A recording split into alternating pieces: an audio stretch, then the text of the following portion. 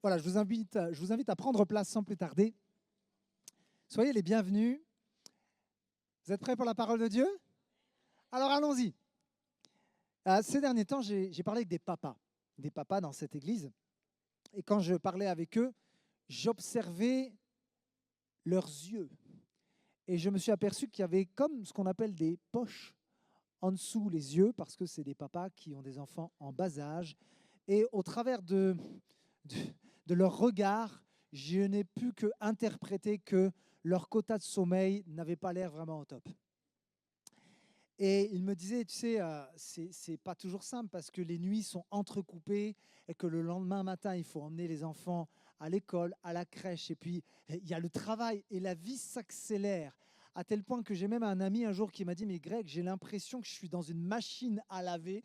Je suis en train de me faire essorer, sauf que l'essorage, il prend beaucoup, beaucoup de temps et j'ai l'impression de ne pas en sortir. Est-ce qu'il y a quelqu'un qui se sent un petit peu comme ça parfois? Ok. Vous savez, on est dans une société moderne qui est caractérisée par une sensation d'accélération.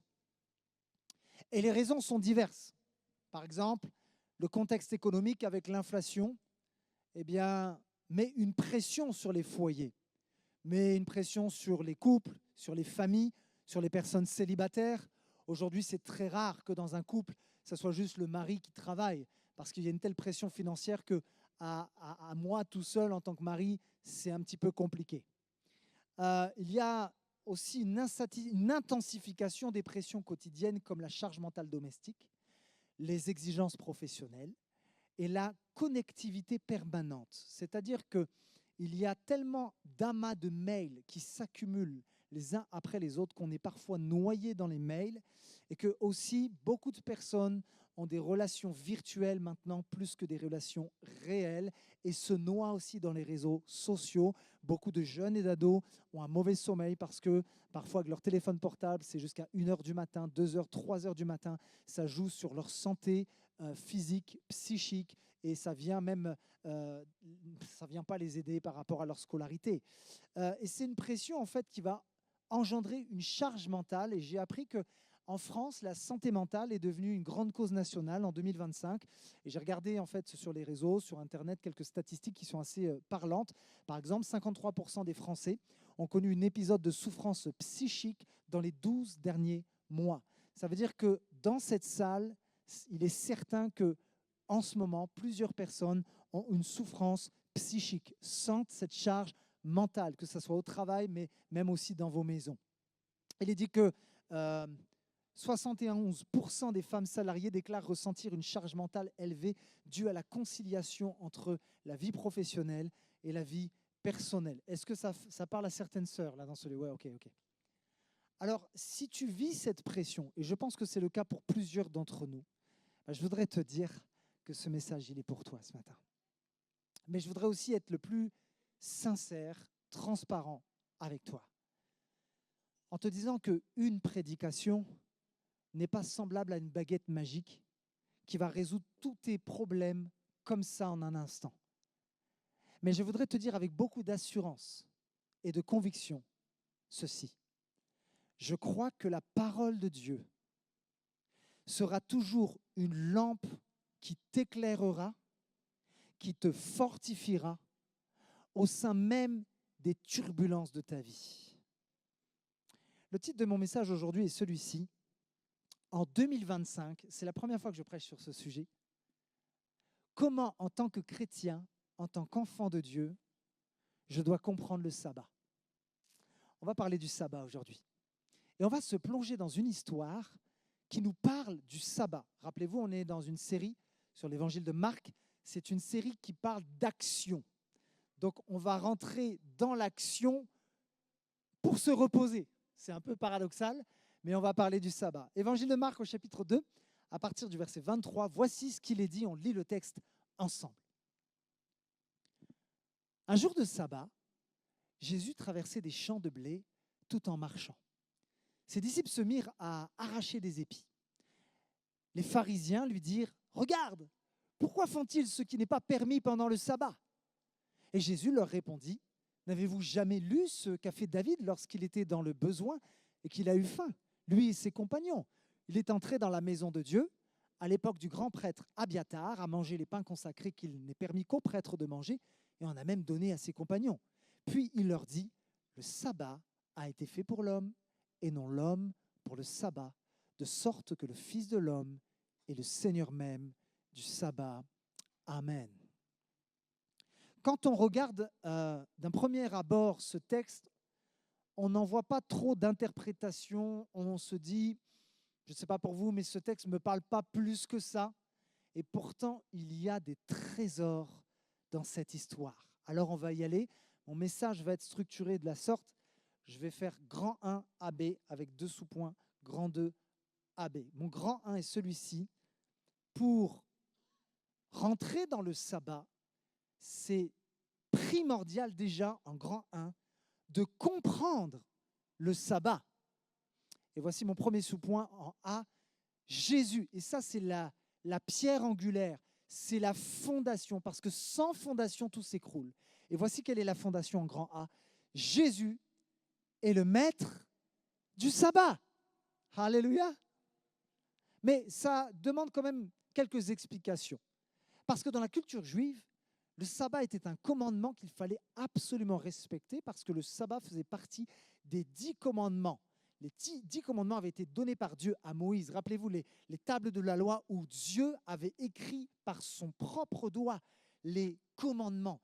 Et un de ces commandements était le sabbat. Et donc tout bon juif, tout vrai juif, devait consacrer le 7e jour de la semaine à Dieu. C'est-à-dire que le 7e jour de la semaine, il ne fallait pas faire quelque chose, il ne fallait pas travailler ce jour-là. Et d'ailleurs, dans un document qui est issu de la tradition rabbinique, on trouve le traité Shabbat de la Mishnah. Alors, avant d'aller plus loin, je ne suis pas là pour vous faire tout un grand cours de théologie. Qu'est-ce que la Mishnah? La Mishnah, c'est une collection organisée des enseignements oraux qui expliquent et complètent la Torah. En d'autres mots, la Torah, c'est la loi. Donc, en gros, la Mishnah, c'est comme un manuel qui va t'aider à comprendre et appliquer la loi donnée par Dieu à Moïse. Et dans ce manuel, fait intéressant, on peut trouver une liste de 39 formes de travail interdites le jour du sabbat. Et la 3e donc, forme interdite était mentionnée, donc c'était le fait de moissonner. On n'avait pas le droit d'aller dans un champ le jour du sabbat et de moissonner. Pourquoi les pharisiens font des reproches aux disciples qui prennent les épis de blé et vont en manger quelques-uns? Parce qu'aux yeux des pharisiens, ce que font les disciples ressemble à une forme de moisson. Bon, pour le coup, je les trouve un peu tatillons quand même. Et Jésus va répondre à ces pharisiens en leur disant ce qu'on a lu tout à l'heure. N'avez-vous jamais lu ce qu'a fait David lorsqu'il était dans le besoin et qu'il a eu faim, lui et ses compagnons? Il est entré dans la maison de Dieu à l'époque du grand prêtre Abiatar, a mangé les pains consacrés qu'il n'est permis qu'aux prêtres de manger et en a même donné à ses compagnons. Alors on pourrait se dire, mais Jésus, ça veut dire quoi cette réponse? C'est quoi le lien entre le récit de l'Ancien Testament où tu parles de David et les disciples qui sont en train actuellement là dans ce texte de manger du blé le jour du sabbat? Voyez-vous, Jésus n'est pas en train de dire aux pharisiens et à nous-mêmes aujourd'hui que parfois, on peut se permettre de suspendre quelques lois de l'Ancien Testament parce qu'on a faim ou parce qu'il y a urgence. Voyez-vous, quand Jésus traite un sujet, il ne le traite jamais en surface. Jésus, sa spécialité, c'est d'aller en profondeur. Alors, on va aller en profondeur avec Jésus aujourd'hui. En fait, le lien que Jésus veut nous faire capter, le lien étroit entre l'Ancien Testament et le Nouveau, c'est qu'il y a un parallèle incroyable entre David et Jésus. Voyez-vous, dans les Écritures, il y a des personnes qui sont des types de Jésus-Christ. C'est-à-dire qu'ils représentent Christ. L'Ancien Testament, c'est l'ombre des choses à venir. Moïse est un type de Christ. Joseph, dans la parole de Dieu, est un type de Christ. Mais laissez-moi vous dire également que David est un type de Christ. Regardez ça. David a reçu l'onction royale. Jésus a reçu une onction royale. Mais David n'a pas été reconnu comme roi tout de suite. Il a été poursuivi. On a voulu le mettre à mort. Jésus n'a pas été reconnu par tous comme roi. Allons un petit peu plus loin. D'ailleurs, ce qui est intéressant, c'est qu'à plusieurs reprises dans l'évangile de Marc, Marc va faire cette corrélation, ce lien, ce parallèle, ce rapprochement entre David et Jésus. Il dira d'ailleurs que Jésus est appelé le fils de David. Il nous rappelle que le royaume inauguré par Jésus est appelé le royaume de David. Et, très important, dans cette section de l'Évangile, n'oubliez pas que ce texte se trouve dans une section de l'Évangile dans laquelle Marc va mettre en avant une chose, il met en avant l'autorité de Jésus. Et donc, en donnant cette réponse aux pharisiens, Jésus est en train de leur faire comprendre que si David possédait l'autorité pour suspendre pour un temps une loi de l'Ancien Testament pour pouvoir se nourrir, parce qu'il avait une mission certes qui était urgente, à combien plus forte raison Jésus qui est en mission, et cette mission c'est de sauver les hommes, Jésus qui n'est pas un roi parmi tant d'autres, mais qui est le roi des rois, Jésus qui n'est pas simplement le fils de David, mais qui est le Seigneur de David, a cette capacité, a l'autorité de définir ce qui est permis ou interdit le jour du sabbat. En fait, Jésus est en train de dire, le sabbat m'appartient, j'en suis le maître. J'aimerais vous dire ceci d'ailleurs, Jésus n'est pas que le maître du sabbat, Jésus est le maître de l'univers. Et j'aimerais aussi te dire, Jésus veut être ton maître. Parce que si tu ne fais pas de lui pleinement ton maître, laisse-moi te dire que tôt ou tard, tu seras forcément dominé par quelque chose d'autre. J'aime beaucoup ce dicton qui dit ceci, si Christ n'est pas le Seigneur de tout, alors il n'est pas ton Seigneur du tout. Sauf que dans notre culture contemporaine, d'autant plus en France, où on a eu l'habitude de couper la tête au roi, alors maintenant j'ai l'impression que c'est plus au président, mais je ferme la parenthèse. Que Dieu bénisse notre président. On n'aime pas le mot maître parce qu'on a cette fâcheuse tendance, et je peux comprendre certains peut-être, quand tu penses au mot maître, tu penses au mot abus. Tu penses à abus de pouvoir, abus d'autorité, manipulation, mensonge. Mais j'aimerais te dire, toi qui es venu dans ce lieu, toi qui nous écoutes, que quand tu fais de Jésus ton maître, ce n'est pas une punition, mais c'est la plus grande de toutes les grâces. Parce que Jésus est le meilleur de tous les maîtres. C'est un maître qui est bon, c'est un maître qui est doux et compatissant, c'est un maître qui est fidèle. Que quelqu'un dise amen à n'importe quel moment. C'est un maître qui est patient, humble de cœur. Et c'est un maître aussi qui nous offre le repos. Alors, si Jésus est le maître du sabbat, grand A, on va aller maintenant grand B, ça veut dire qu'il a le pouvoir et l'autorité de redéfinir le sabbat. Et ça, c'est mon grand B. Parce qu'à la base, le sabbat, il a été créé pourquoi ? Pour le bien de l'homme. Dieu a créé le sabbat pour ton bien, parce qu'il veut te faire du bien. Le sabbat était destiné à offrir un temps qui était un temps de repos pour ton corps, mais aussi pour avoir un temps de communion avec Dieu, parce que les choses vont tellement vite que parfois, franchement, la semaine, c'est un petit peu compliqué de lire sa Bible.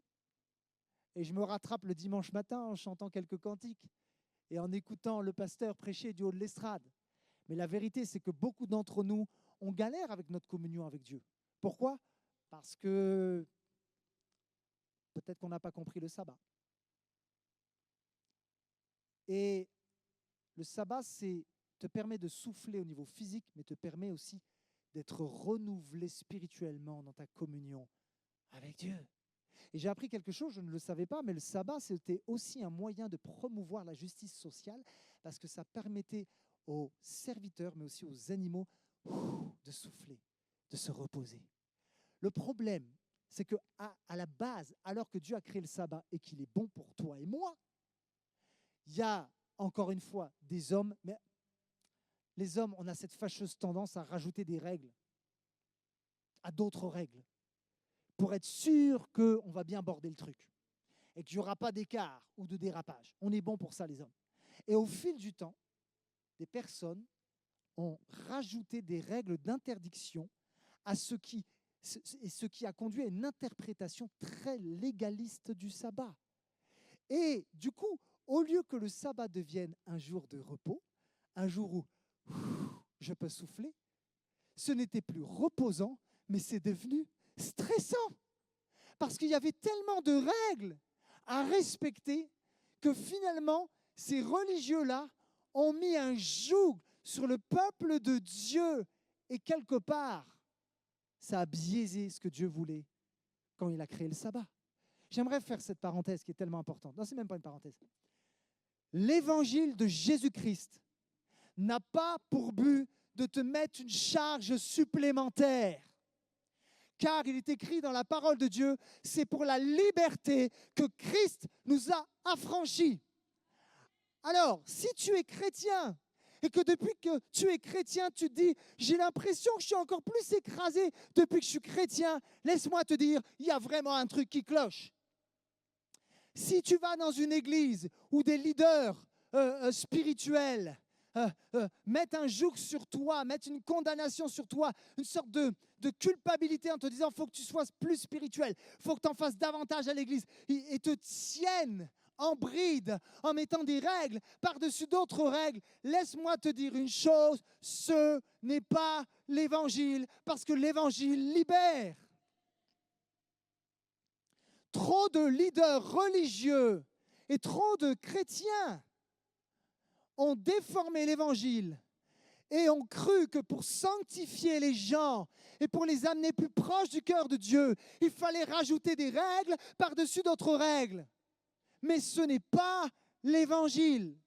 Et c'est comme si Jésus-Christ nous fait le rappel à nous, l'Église d'aujourd'hui. Ne reste pas, Église, enfermée dans des règles, parce que les règles vont étouffer les hommes, mais les règles vont étouffer mon action, en d'autres mots, l'action de mon esprit. Et j'irai plus loin, les règles, si nous ne veillons pas, au bout d'un moment, vont endurcir ton cœur. Preuve en est, parce que tout de suite après la scène, cette scène-là, cette histoire des disciples qui vont prendre les épis de blé, ils vont se retrouver quelques versets plus loin, juste après, où ça, dans une synagogue. Et dans cette synagogue, il y a Jésus et ses disciples, il y a les pharisiens, et il y a aussi un homme qui a la main sèche. En d'autres mots, il est paralysé. Donc c'est un homme qui ne pouvait plus se servir de sa main. Et sûrement que c'était handicapant et que cela l'a fait souffrir. Et Jésus rempli de compassion, parce qu'une des missions de Jésus, c'est de guérir également, de guérir les cœurs brisés, mais aussi de guérir les corps. Et alors que les pharisiens étaient là dans leur orgueil et leur fierté, Jésus s'approche de cet homme en souffrance. Et qu'est-ce qu'il va faire? Il va le guérir. Et la main qui était sèche, tout le monde va voir que elle est totalement guérie. Moi, je me dis, je vois ça en plein culte. Je vois un paralytique se lever et, vous savez, on va en voir au nom de Jésus. Et on commence à voir des choses, gloire à Dieu. Mais moi, à chaque fois que je vois un miracle, que quelqu'un me dit, j'avais tellement mal, je pleurais tellement, j'avais des douleurs au dos, et qu'instantanément, le Saint-Esprit vient et amène la guérison, moi, je saute comme ça, je dis, gloire à Jésus! À toi la gloire, toi qui guéris. Et je suis tellement content pour toi, mon frère, ma sœur, que tu sois soulagé. Mais les pharisiens n'ont pas sauté de joie. Ils ont peut-être sauté, mais en étant scandalisés. Au lieu de se réjouir, ils ont claqué la porte de la synagogue. Et la Bible dit qu'ils ont cherché un moyen pour faire périr Jésus. Pourquoi? Parce qu'au bout d'un moment, pour ces hommes-là, les règles sont devenues plus importantes que les gens. Alors que pour Jésus, les gens sont plus importants que les règles. Alléluia. La mission de Jésus n'a jamais été de rajouter des règles. La mission de Jésus, ce sont les gens. Alléluia. Voici ce qu'il est dit dans la parole de Dieu, Osée au chapitre 6, au verset 6. Car je prends plaisir à l'amour bien plus qu'au sacrifice, à la connaissance de Dieu bien plus qu'aux holocaustes. Et voilà pourquoi parfois l'Église de Jésus-Christ est remplie de jugement, de médisance, parce que nous n'avons pas compris que Dieu prend plus de plaisir à l'amour qu'au sacrifice, qui semble parfois très spirituel. Ce que Jésus veut, c'est l'amour. Car si j'ai même tous les dons, mais que je n'aime pas Dieu et que je n'aime pas mon prochain, tout cela va résonner comme une cymbale. L'amour de Dieu doit être notre carburant, notre moteur, pas les règles. Pas les règles. Alléluia. Voyez-vous, je vais parler à tous ceux qui sont appelés à faire des disciples.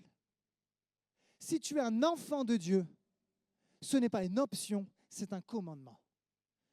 Dieu t'ordonne de faire des disciples. C'est crucial. C'est d'une importance capitale. Nous ne pouvons pas nous contenter de notre petit ticket pour le ciel. Nous sommes responsables de transmettre ce qui nous a été donné. Moi, je suis papa de 3 enfants, donc je vais donner un exemple avec les parents. Et vous allez voir, c'est un rapport avec le sabbat. En fait, on a cette fâcheuse tendance en tant que parents, mais en tant qu'être humain, pour discipliner nos enfants et même pour soi-disant les amener auprès de Dieu, pour les sanctifier, à rajouter des règles par-dessus des règles dans la maison. Parce que les règles nous donnent ce sentiment d'être au contrôle et on croit qu'on va sanctifier les gens en mettant plus de règles. Et quand on essaie de faire des disciples en s'appuyant seulement sur des règles, il y a 2 choses qui vont se produire, mon ami. Premièrement, tu vas faire de bons petits soldats, mais bien légalistes, qui à leur tour vont faire des bons petits soldats encore plus légalistes. Parce que Jésus va reprocher aux pharisiens, ouais, vous prenez des gens, vous en faites des prosélytes, et en fait, ils deviennent même pires que vous. Ils deviennent encore plus durs que vous. Et deuxièmement, quand tu veux amener tes enfants ou les gens de ton entourage à Christ et faire d'eux des disciples, mais juste avec des règles, au lieu de construire, tu vas détruire. Au lieu d'encourager, tu vas décourager à tel point même qu'ils vont être essoufflés, fatigués. Voyez-vous, ma prière pour nos maisons, nos foyers, c'est que nos maisons soient des lieux de repos où Jésus-Christ, le maître du sabbat, est présent. Je prie que nos enfants ne rentrent pas de l'école avec la boule au ventre. Encore maman et papa, ils vont se crier dessus. Ça va être une maison de tension, une maison de colère. Et à chaque fois, papa et maman, ils vont me disputer. Oh! Non, je prie que notre maison soit un lieu de ressourcement, un lieu de repos. Et je prie que nos enfants ou que même les gens qui nous entourent, on ne les éduque pas comme ça. Fais pas ci, fais pas ça, sans aucune explication derrière. Vous savez, je fais le parcours découverte pour ceux qui veulent découvrir Jésus. Je fais ça sur 1 mois jusqu'à fin septembre. Et je me régale à découvrir tous ces amis, toutes ces personnes qui viennent de tous les milieux. Il y en a qui n'ont pas grandi dans les foyers chrétiens. Il y en a qui viennent de milieux catholiques et tout ça. Et c'est super. On apprend à se connaître et ils se rapprochent de Jésus. Et dernièrement, et je ne nommerai pas son nom, il y a une jeune femme qui, vous savez, il y a toujours le parcours découverte, puis il y a l'after, ça dure des fois jusqu'à 21h et plus. Et on répond à des questions comme ça. Et il y a quelqu'un, et ça m'a touché en fait, parce que je crois que plusieurs personnes sont dans ce cas. Elle me posait la question. Elle me disait, pasteur, je suis confus dans ma tête parce que je ne sais pas qu'est-ce qui est bien, qu'est-ce qui n'est pas bien, qu'est-ce qu'il faut que je fasse, qu'est-ce qu'il faut que je ne fasse pas. Je ne veux pas déplaire à Dieu. En gros, je ne veux pas être une mauvaise chrétienne, quoi. Elle m'a dit, est-ce que j'ai le droit de faire ça? Et l'être humain, on aurait tendance à dire, non, tu ne dois pas faire ça. Non, ce n'est pas spirituel. Non, ce n'est pas de Dieu. On a tendance à donner des réponses comme ça. Et alors, je l'ai regardé avec un sourire. Et je lui ai dit, je ne te donnerai pas de réponse. Je te donnerai juste un conseil. Va vers Jésus. Parce que l'évangile ne contraint pas. L'évangile amène toujours vers une personne et nous amène à Jésus qui est le maître du sabbat. Vous savez, il y a tellement de gens qui se font des nœuds au cerveau, qui vivent leur vie chrétienne avec un joug que Jésus ne t'a jamais demandé de porter, qui se font des nœuds au cerveau parce qu'ils se culpabilisent, ils se disent qu'ils ne sont pas assez saints, ils ne sont pas de bons chrétiens, et peut-être que limite, si je vais au ciel, ça va passer, mais de ça, quoi. Va vers Jésus. Les réponses sont en fait de lui. Les réponses sont en lui. La paix est en lui. Le bonheur est en lui. La joie est en lui. Alléluia. Je prie également que nos églises, ouais, que nos églises soient des lieux de repos, où les gens fatigués et chargés vont venir ici, pas pour qu'ils soient jugés encore plus, mais pour qu'ils soient aimés. Pourquoi? Parce que dans notre église, nous ne laisserons pas les règles, en tout cas dans cette église, je vous annonce, nous ne laisserons pas les règles prendre la place de Jésus qui est le maître du sabbat. Alléluia. Maintenant qu'on a compris en grand 1 ce que c'était le sabbat, que Jésus en est le maître et donc qu'il a l'autorité de redéfinir le sabbat,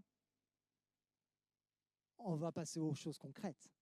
En grand 2, maintenant, concrètement, comment je fais dans ma vie en 2025 pour vivre le sabbat? Jésus donnera cette réponse aux pharisiens. Le sabbat a été fait pour l'homme et non l'homme pour le sabbat. Jésus est en train de dire que le sabbat, c'est un don de Dieu, mais ce n'est pas une fin en soi. Le sabbat, c'est un moyen de favoriser ta santé physique et mentale, mais aussi ta santé spirituelle. Donc en grand A, on va rentrer vraiment dans le concret. Voici ce que procure le sabbat. Selon Dieu, il te procure premièrement un repos physique et mental. Vous savez, Dieu nous a fait avec un corps. Et ce corps, c'est un peu comme un téléphone portable. Il a besoin d'être rechargé. Si je ne le branche pas, si je ne le recharge pas, la batterie va être à plat. Et d'autant plus que notre corps, il faut en prendre soin parce qu'il est le temple de quoi? Du Saint-Esprit.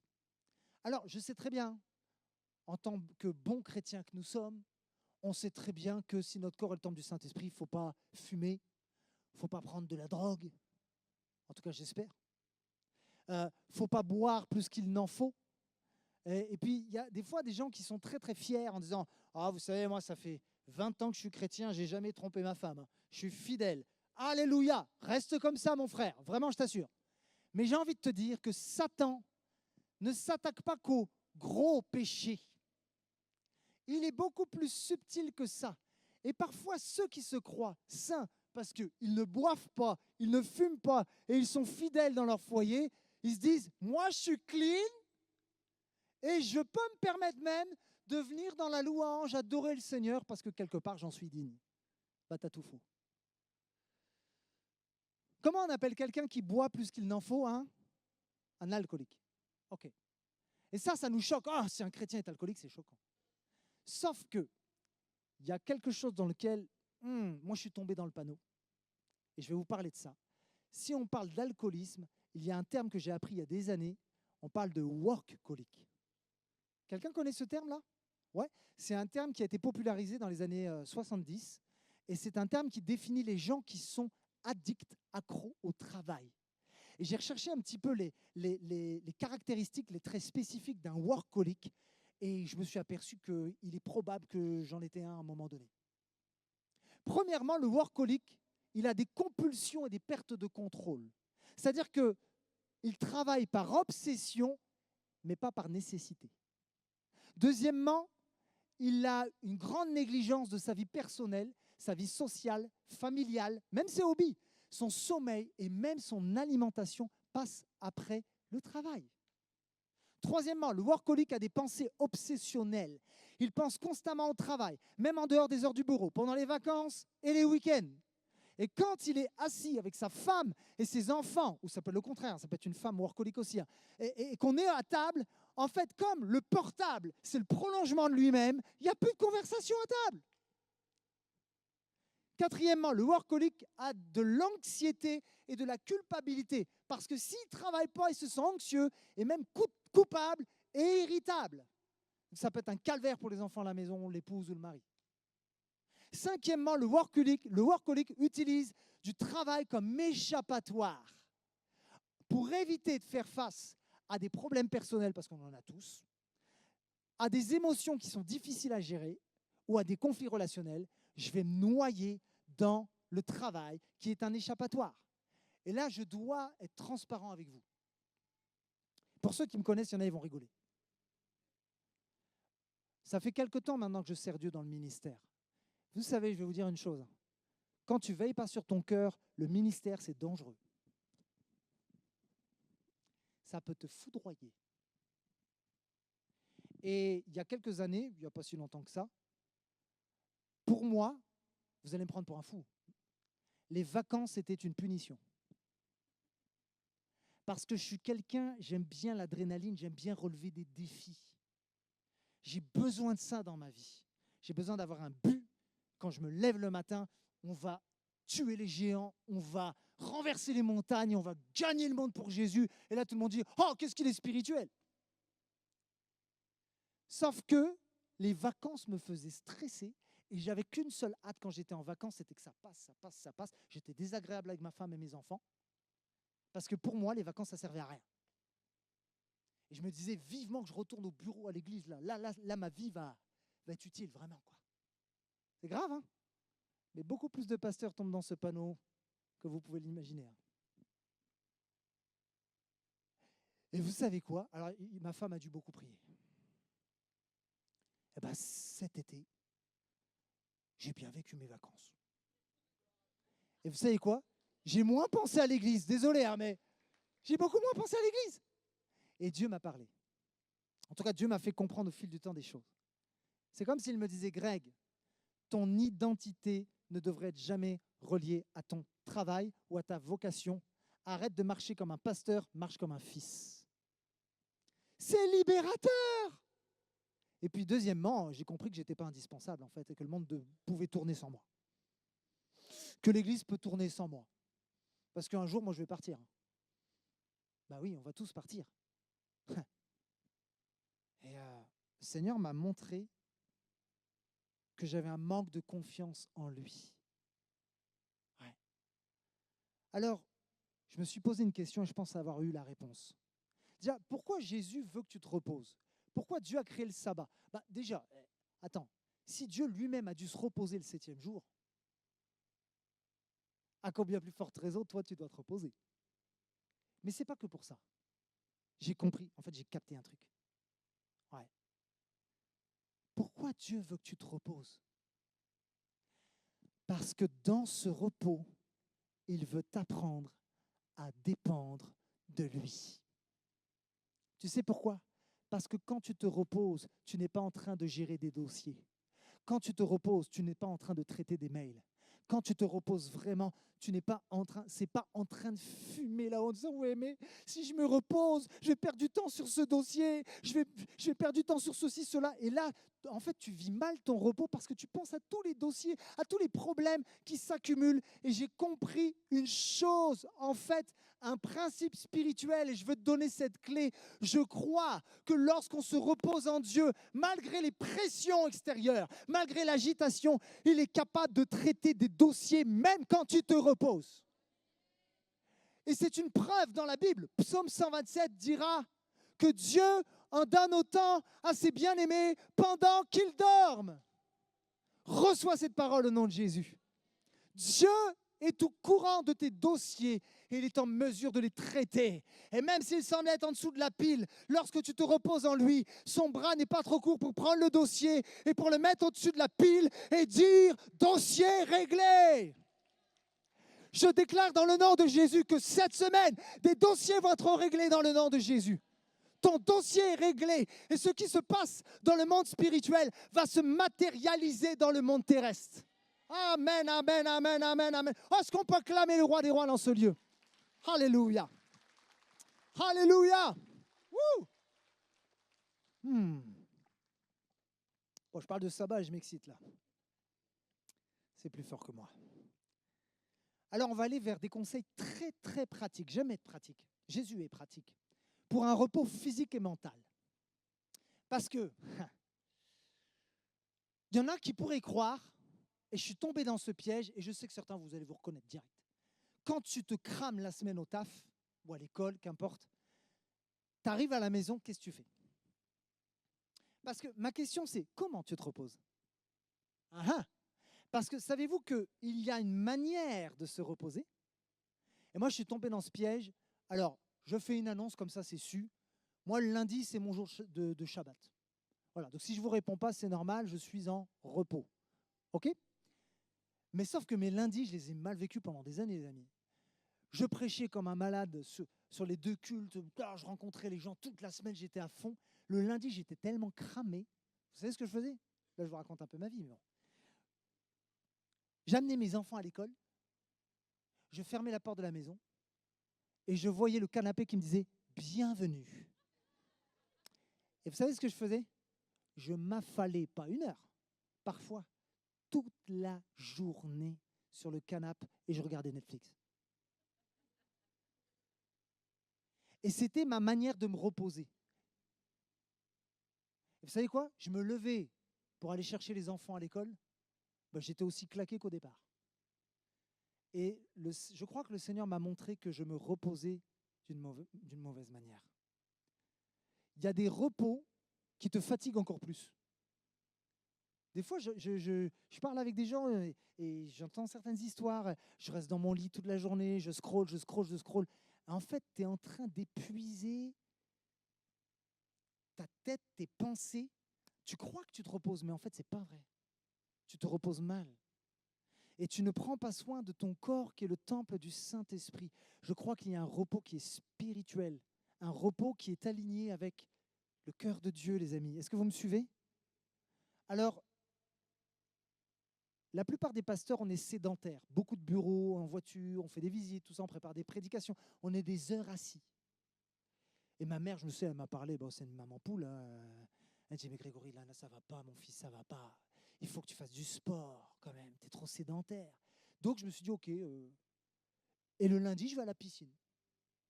Voilà, je vous raconte totalement ma vie. Alors, je ne suis pas Léon Marchand. Hein. Je fais une petite brasse tranquille. Mais j'aimerais vous dire ceci. Ça me fait du bien. Je suis plus reposé en allant à la piscine que de dormir pendant 5 heures sur un canapé. Et en fait, j'ai appris avec ma femme, surtout elle m'a appris. Hein, par exemple, se reposer, c'est faire un bon petit repas. Alors, j'aimerais dire un mot là-dessus aussi. Il y a des gens, vous travaillez tellement que votre refuge, c'est la bouffe. Et tu ne vas pas prendre un carré de chocolat, tu vas éclater la tablette de chocolat. Mais du coup, c'est ton ventre qui va t'éclater après. Bon, bref. Et le truc, c'est que la nourriture, elle est bonne. C'est Dieu qui a créé les aliments. Et je n'ai rien contre un bon petit KFC de temps en temps, que Dieu bénisse celui qui a inventé le KFC. Mais tu sais, la nourriture a un impact sur ta vie spirituelle. Tu sais, Jésus dira, ah là là. Bon, déjà, il dira, ma nourriture, c'est faire la volonté de mon Père. Mais il dira aussi que l'homme ne vivra pas de pain seulement, mais de toute parole qui sort de la bouche de Dieu. Et je crois que quand on satisfait trop notre chair, qu'on nourrit notre chair, on ne prend plus le temps de nourrir notre âme. Parce qu'on est tellement rempli là, que quelque part, il y a quelque chose qui nous dit, tu n'as pas besoin d'être rempli davantage. C'est pour ça qu'il est bon, et là je fais un peu le gars bio, c'est bizarre, jamais j'aurais pensé faire ça, qu'il est bon et qu'il est même, à mon sens, spirituel, d'avoir une alimentation équilibrée. Parce que quand tu as une bonne alimentation, c'est ma femme qui me disait ça, Greg, depuis que j'ai une meilleure alimentation, j'entends mieux la voix de Dieu. Parce que ce n'est pas que excusez-moi l'expression, la bouffe qui me remplit, c'est sa voix, c'est sa parole. Oh, je referme la parenthèse, mais c'est pour quelqu'un. Mais préparer un bon repas, ça peut être du repos. Aller voir des amis, marcher en forêt ou en bord de Loire, ça peut être du repos. Mais je t'en prie, quand tu te reposes, fais-le bien, d'une manière à véritablement récupérer. Vous êtes avec moi? Alors, je termine. C'était le grand A et maintenant, je termine avec le grand B. On a parlé d'un repos physique et mental. Et en dernier lieu, on va parler d'un autre repos qui est tellement important, c'est le repos spirituel. Je vais vous dire une vérité. La vérité, c'est que certains, vous êtes dans une saison où c'est compliqué de vous reposer physiquement. Je pense aux papas et aux mamans qui ont des enfants en bas âge, qui sont complètement éclatés, qui se lèvent le matin, ils ne savent même plus où ils habitent.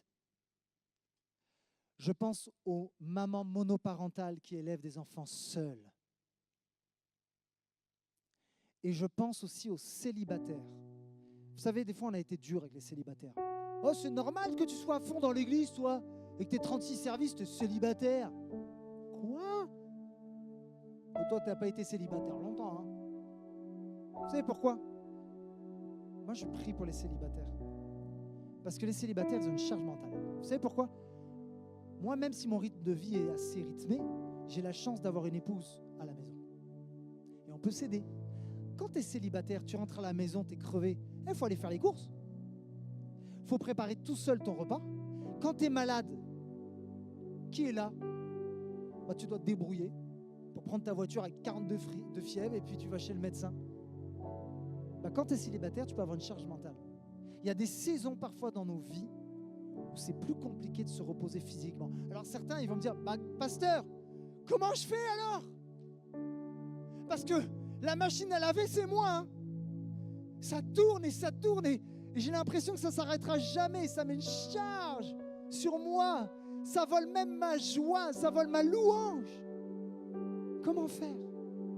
Eh bien, j'aimerais te dire, à ta grande surprise, que le vrai repos selon Dieu, c'est pas être allongé sous un cocotier avec une pina colada. Le vrai repos selon Dieu, c'est pas seulement être en vacances ou quand les conditions sont les plus favorables. Non. Vous savez, pour de nombreux juifs, le Shabbat, ça symbolisait quelque chose, mais ça anticipait aussi quelque chose. Vous savez ce que ça anticipait? Ça anticipait le rétablissement complet que Dieu apportera lors de la nouvelle création.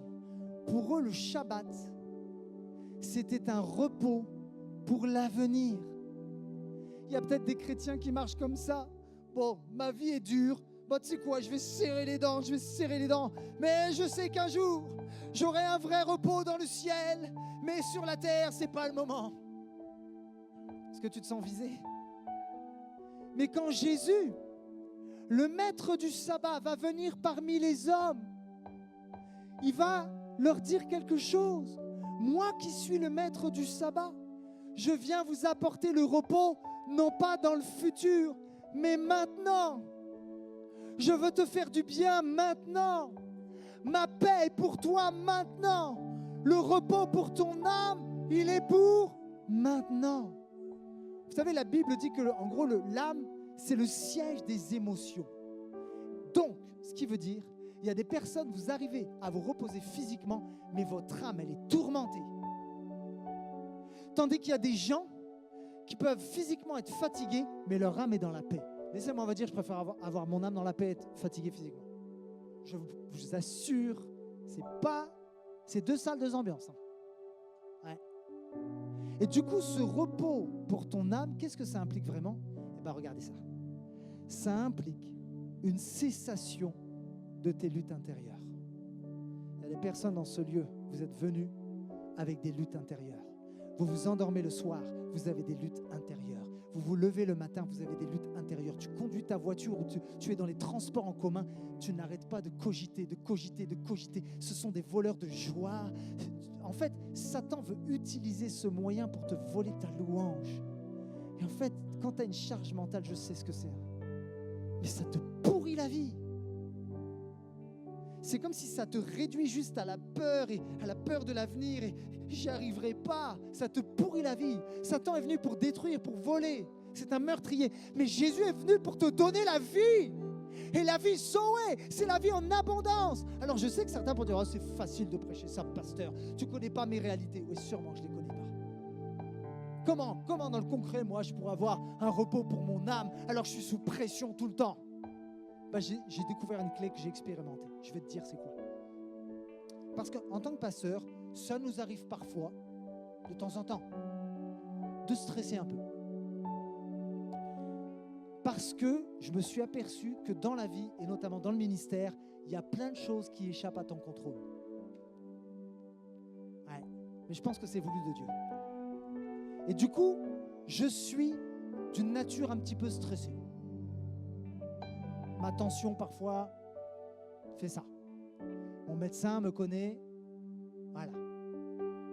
Et du coup, Il y a des choses parfois qui me stressaient, même dans l'église.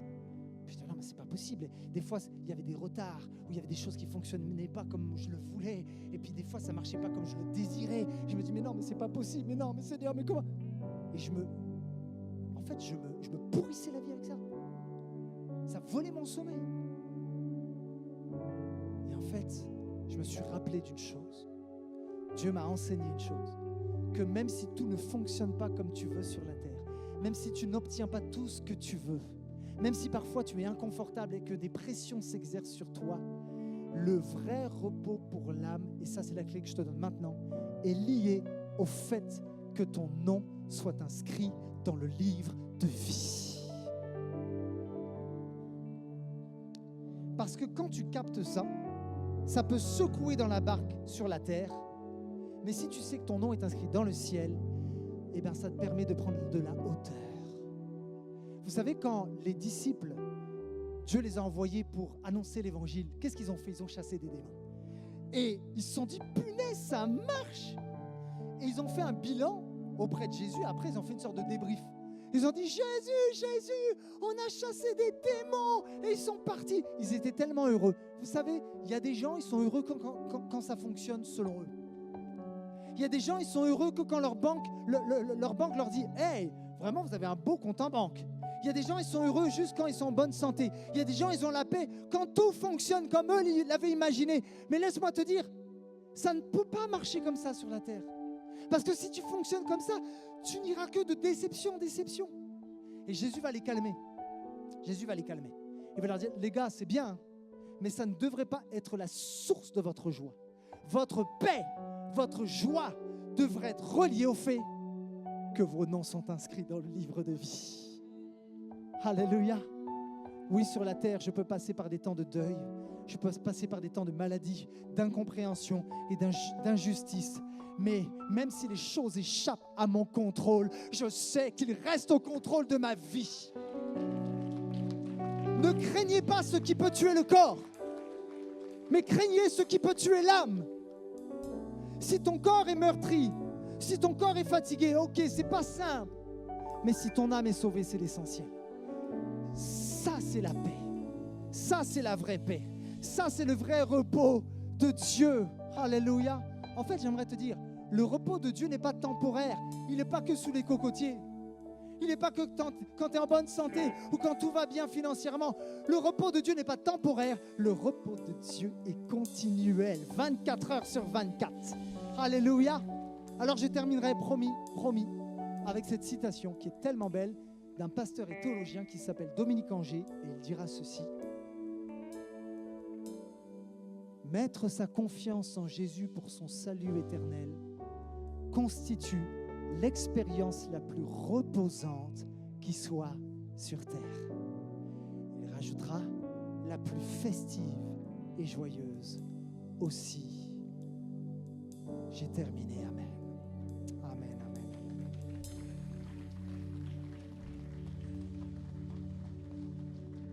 Je vous invite sans plus tarder à fermer les yeux maintenant.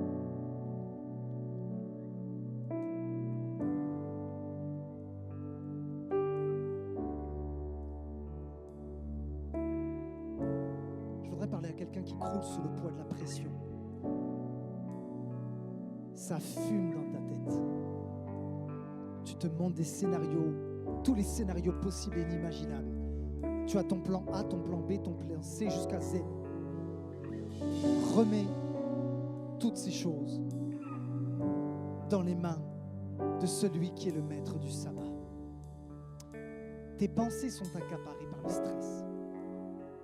Et j'ai reçu ça, vraiment c'est fort et je sais que c'est pour quelqu'un.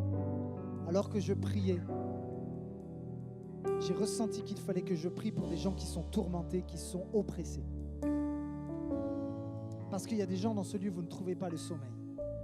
Mais Jésus te dit, Jésus, le maître du sabbat, te dit aujourd'hui, viens à moi, toi qui es fatigué, toi qui es chargé, et je vais te donner du repos. Il y a un choix à faire maintenant, c'est le choix de l'abandon. C'est le choix de relâcher tes peurs. C'est le choix quelque part de décider d'arrêter de contrôler tout. c'est le choix aussi de prendre l'autorité que j'ai en Jésus-Christ sur l'esprit de peur qui est un voleur de joie et de repos. Je l'ai dit au premier culte et je vais le dire. Je confesse qu'en tant que pasteur, j'ai été tourmenté par des esprits de peur. Tourmenté. Il y a des moments où je ne trouvais plus le sommeil. J'avais des oppressions sataniques tellement intenses que j'ai cru même qu'à un moment donné, c'était fini pour moi. Et j'ai choisi d'aller vers le maître du sabbat. Même si je ne contrôlais pas tout. J'avais une peur bleue de la maladie. Et même pendant des années en tant que pasteur, j'avais peur de la mort. Alors que je prêchais la vie. Ça m'arrivait même pendant la louange d'avoir des angoisses rien qu'en pensant à la mort ou à la maladie. Et j'ai remis ça à Jésus. Et je peux attester, je peux vous le dire, ces craintes m'ont quitté. Et je peux déclarer devant les hommes et devant le monde spirituel qu'en Jésus je suis libre. Toi qui es oppressé, toi qui as des voleurs de joie et de paix, si tu veux le repos de Dieu, c'est maintenant. Alors on va se lever. Et je crois qu'il y a des enjeux maintenant spirituels qui se jouent. Est-ce que l'Église peut se lever? Ouais. Je vais te demander de faire quelque chose, toi qui veux le repos.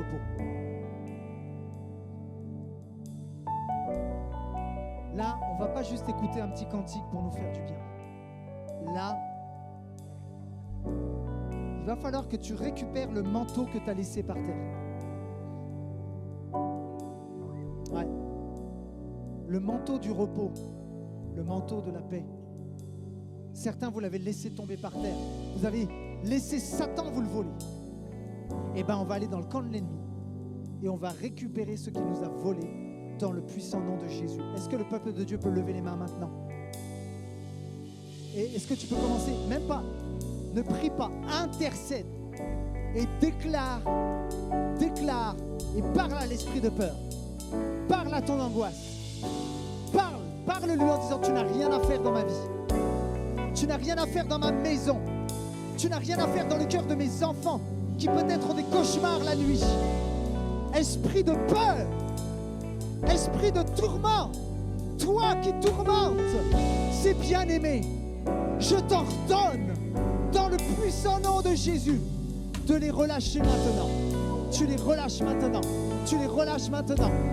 Maintenant, je prie que l'onction de Dieu vienne briser le joug. Je déclare que le joug de la peur, le joug qui vient terroriser les voleurs de joie, les voleurs de repos, nous les annulons maintenant dans le nom de Jésus. Je déclare la liberté maintenant, la guérison maintenant, la gloire de Dieu dans ce lieu maintenant. La gloire de Dieu tombe dans ce lieu maintenant. La gloire de Dieu tombe maintenant. La gloire de Dieu maintenant. La gloire de Dieu maintenant.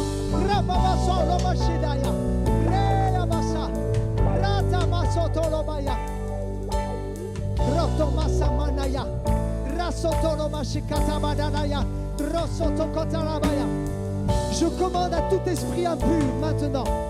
Esprit impur, je t'ordonne maintenant de quitter ce corps, de quitter cette vie maintenant. À 3, tu sors. 1, 2, 3. Maintenant, tu sors. Maintenant, tu dégages. Maintenant, tu sors. Au nom de Jésus. Esprit impur, vous partez maintenant. Dans le nom de Jésus. Dans le nom de Jésus. Tu libères de l'anxiété. Tu libères de la dépression. Dans le puissant nom de Jésus. Maintenant, reçois la présence de Dieu. Reçois l'amour de Dieu. Le Saint-Esprit vient te toucher maintenant. Saint-Esprit, passe dans les rangs. Viens balayer ce lieu de ta présence. Viens inonder ce lieu de ta présence. Je brise les liens générationnels. Dans le nom de Jésus. J'annule tout acte de sorcellerie. Dans le nom de Jésus. J'annule l'esprit de mort sur ta vie. Dans le nom de Jésus. Je l'annule maintenant avec l'autorité de Jésus-Christ de Nazareth. Rasonoma sheteya. Rabababaya shata. Rasotokatabadaya. Je brise les cycles de mort, les cycles de maladie. Je brise les liens familiaux dans le nom de Jésus. Dans le nom de Jésus. Reçois ta guérison maintenant. Reçois ta délivrance maintenant. Alléluia. Il y a des gens maintenant, Dieu vous délivre. Maintenant, Dieu vous délivre. Dieu te libère maintenant. Dieu te libère. Il y a des gens, vous allez sentir physiquement un poids vous quitter dans le nom de Jésus. J'ordonne à ce poids maintenant de te quitter dans le nom de Jésus. Maintenant, ce poids saute. Ce poids saute maintenant dans le nom de Jésus. Ce qui t'écrase saute maintenant dans le nom de Jésus. Rekata badara masandiria. Rabakar mandara basatiria kandara machete. Rasotokoto bakatara yacheteria. Je prie que ceux qui ne sont pas baptisés dans le Saint-Esprit maintenant reçoivent. Maintenant reçois le baptême du Saint-Esprit maintenant. Maintenant sois rempli dans le nom de Jésus. Maintenant sois rempli dans le nom de Jésus. Je compte à 3. À 3 sois rempli. 1, 2, 3. Sois rempli maintenant. Sois rempli maintenant. Sois rempli. Sois rempli. Sois rempli. Que l'Esprit de Dieu t'embrase. Que l'Esprit de Dieu t'inonde maintenant. Au nom puissant de Jésus. Sois rempli maintenant. Je déclare des coupes qui débordent maintenant. Ce qui était sec maintenant va être rempli par la rivière de l'Esprit. La rivière du Saint-Esprit.